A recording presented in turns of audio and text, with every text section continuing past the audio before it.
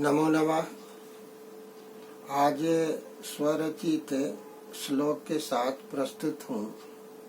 इन श्लोकों की रचना मैंने 30/5/2020 को की थी। कुछ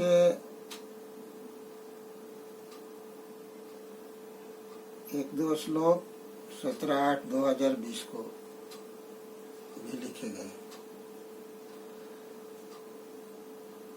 तो लीजिए शुरू करते हैं। संकटो यत्र भवेत्, संकटो यत्र भवेत्, न खलु तत्र सौन्दर्यम्।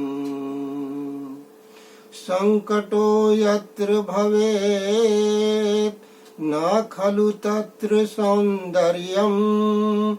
पिंजरबद्धः व्याघ्रो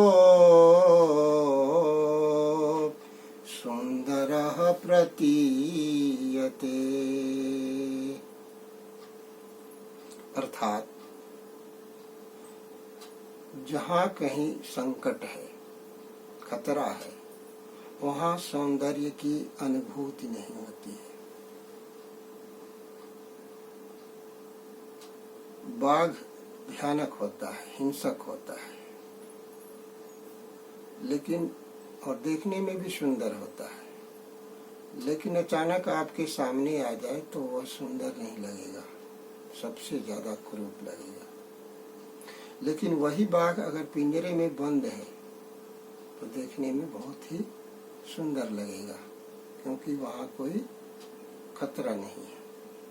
तो जहाँ खतरा है, संकट है, वहाँ सौंदर्य नहीं है।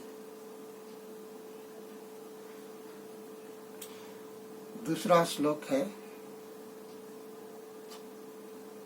ये 10 जून 2020 को लिखा गया है।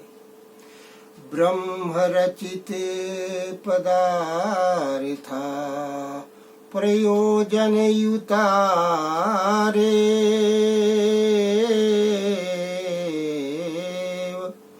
ब्रह्म रचित पदार्था प्रयोजन युतारे, नराणाम उपरि तैकेन प्रकारेण युज्यन्ते। अर्थात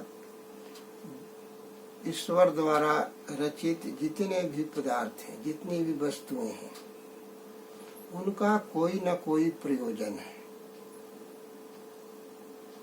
कोई भी वस्तु इस संसार में व्यर्थ नहीं है। व्यर्थ हमारे लिए तभी है जब तक कि हम उसके बारे में सही जानकारी नहीं रखते। तो सारी वस्तुएं, ईश्वरकृत सारी वस्तुएं, ईश्वर रचित सारी वस्तुएं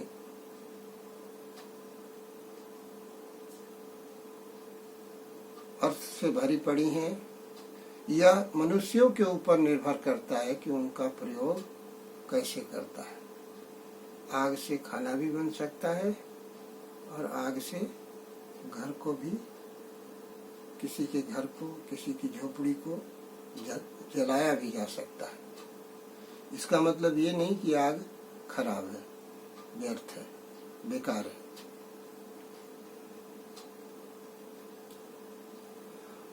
और संस्कृत में एक दोहा है, उसको प्रस्तुत करने जा रहा हूँ। यह भी मेरे द्वारा 10 जून 2020 को लिखा गया है। तरुशाखा नता भवन्ति, तरुशाखा नता भवन्ति, फलयितु परिपूरिता। तरुशाखा नता भवन्ति, फलयितु परिपूरिता।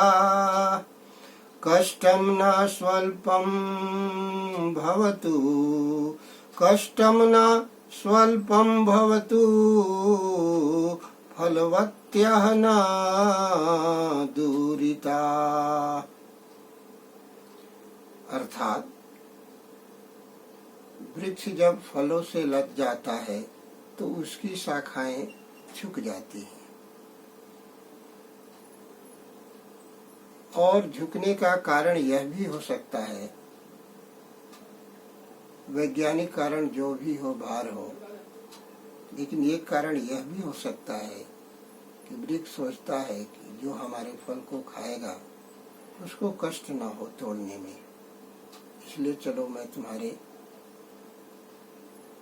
नजदीक आ जाता हूँ, इसलिए वह झुक जाता है। इसी प्रकार वृक्ष की तरह हम गुणवान हैं, धनवान हैं, तो हमारे अंदर अहंकार नहीं होना चाहिए, सदैव विनम्रता होनी चाहिए। इसके बाद का श्लोक है, मनसि इच्छा न भवेत्, मनसि इच्छा न भवेत् वर्षा बिन्दूनां यदि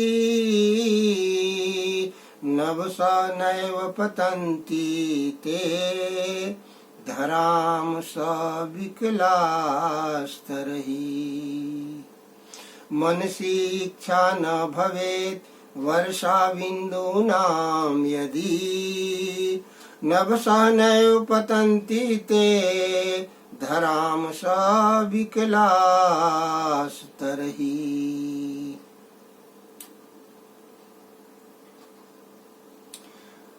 जो वर्षा की बूंदे हैं उनके मन में इस धराधाम पर उतरने की इच्छा यदि नहीं होती तो वे इस धराधाम पर नहीं आती।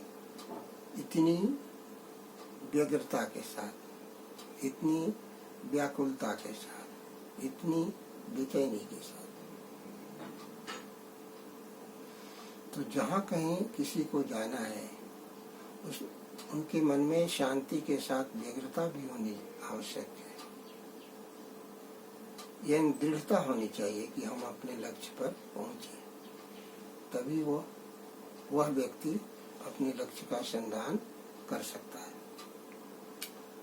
इसके बाद का श्लोक है, ये यथा समयम यान्ति यथा कामं भवेयुस्ते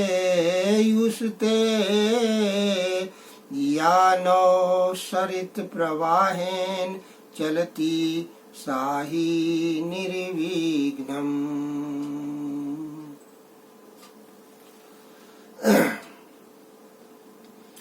ये यथा समयं यान्ति यथा कामं भवेयुस्ते यानौ सरित प्रवाहेन चलति साहि निर्विघ्नम्। जो समय के अनुसार चलता है उसे कभी असफलता नहीं मिलती है, सफलता उसके चरण सदैव चुमती है। नौका यदि नदी में धारा के अनुकूल चले, यानी जिधर धारा है उधर चले, तो उसे चलने में कोई काठिन्य बोध नहीं होता है, दिक्कत नहीं होती है, और वह अपने गंतव्य स्थल पर पहुंच जाती है। लेकिन कभी कभी धारा के विपरीत भी चलना पड़ता है। धारा जिधर जा रही है उधर हमारा गंतव्य है ही नहीं, तो हम उधर क्यों जाएं? लेकिन कहने का मतलब है कि समय के अनुकूल जो चले, समय की जो मांग है उसके अनुसार जो चलेगा वह सफल होगा। धन्यवाद।